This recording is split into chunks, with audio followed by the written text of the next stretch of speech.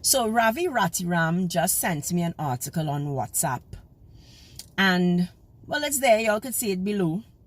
About anybody with ambitions for leadership, delusional, and that they have no leadership vacancy right now.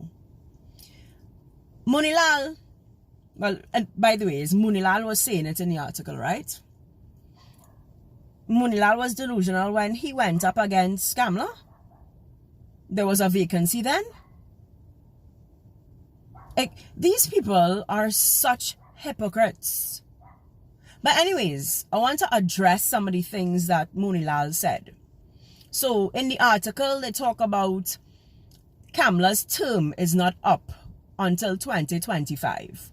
First of all, Kamla Persad-Bissessar never in the history of her leadership ran when it was constitutionally due. Because she cannot run on her own, nor can her quote-unquote star team win on their own. So is she conveniently going to let her team run in 2024 without her? Because they are due next year, in case she forgets. So I want to know if Kamla going and let her star team run next year without her at the helm. That's one. In 2025, we're due to have a general election. Is she going to use the general election as an excuse to postpone the leadership election? Just like Keith Rowley tried to postpone local government elections? Is she acting no differently to Keith Rowley, afraid to go to the polls? I want to tell Kamla I will go privy council, because the same way that she get activists and them to say, listen, it's my right to vote because I want to vote out my council and them. I want my right to vote out the political leader come 2025. I want my right to vote out the chairman, the vice chairman, the deputy political leader, and all of them. I want my right to come next year.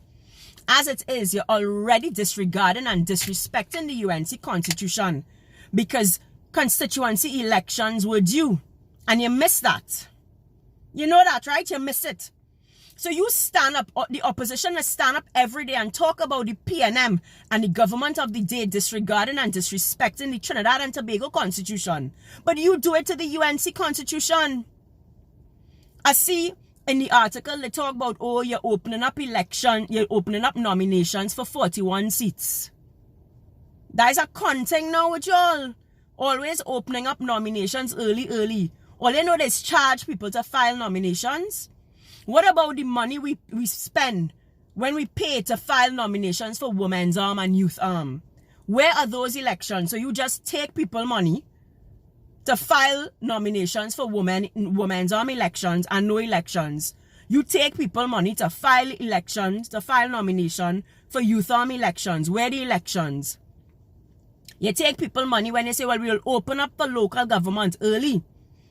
And then rushing people to meet deadline. And then they say, well, we opening it up again. Is it a con job to get money? Is this your weird way of raising funds? You know, like last year when you had a Christmas party for hampers. And me and get one hamper yet to give away. What's going on? What is going on inside of there? We're behaving like pipers. The leadership behaving like pipers. Where my money, where the money I spend to file nomination for Women's Arm elections? When is elections? These kind of con jobs need to stop. And the opposition need to tell us if Kamla planning to go up. Set the date. How about Kamla be big and bad and set the date? Seeing that Moonilal could say no vacancy for and she will run and her time is in 2025. You know the date it constitutionally due. Set the date. Set the date for the 2024 NATEX. That due in a few months.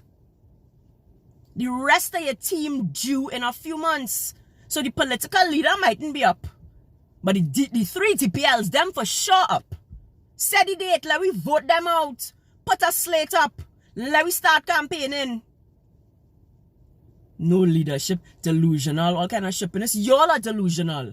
Y'all are delusional to think that existing NATEX and this existing political leader could beat PNM and restore Trinidad to some normalcy come 2025. That's the only delusion I see.